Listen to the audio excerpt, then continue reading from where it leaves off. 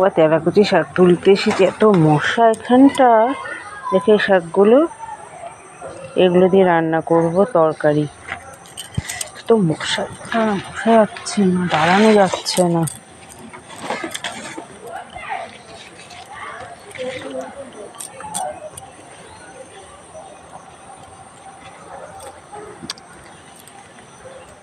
তেলাকুচি শাক তুলেছি, এগুলো কালকে রান্না করব।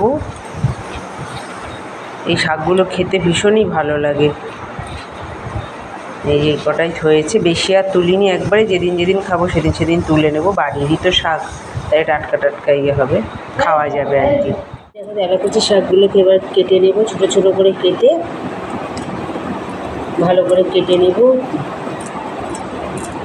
দেখো পাতাগুলো কালকে তুলেছি তো আজকে কীরকম নরম হয়ে গেছে, তাই এগুলো এবার কেটে নিই ছাড়িয়ে। নরম হয়ে গেছে, এবার এর মধ্যে দিয়ে দেবো পাঁচফোড়ন। পাঁচফোড়ন একটু নাড়াচাড়া করে দিয়ে দেবো আলু।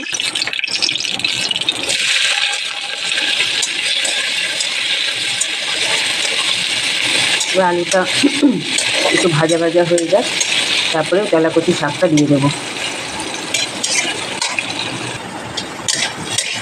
ভাজাটা মোটামুটি হয়ে গেছে, এবার শাকগুলোকে দিয়ে দেবো।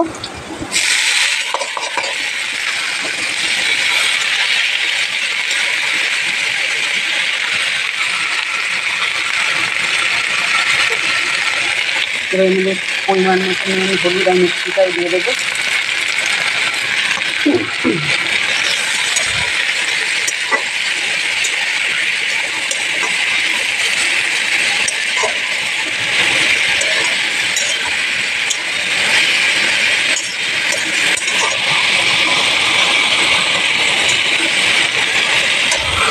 এই শাকটা তোমার বাড়িতে রান্না করে দেখবে, এটা খেতে ভীষণ টেস্টি হয় আর খুব উপকারও এটা।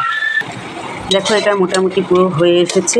দেখো আলুগুলোও সেদ্ধ হয়ে গেছে, আলুগুলো একটু ভেঙে ভেঙে দিই, তাহলে গা মাখা হয়ে যাবে। আর এই তরকারিটা খেতে না পুরো কুমড়ো শাকের মতো লাগে, মানে চোখ বন্ধ করে খেলে ভাবে কুমড়ো শাক খাচ্ছি, ভীষণ টেস্টি হয় তরকারিটা। তা হয়ে গেছে আমার, এটা এবার বন্ধ করে দেবো। ভিডিওটা ভালো লাগলে একটা লাইক কমেন্ট শেয়ার করে দিও।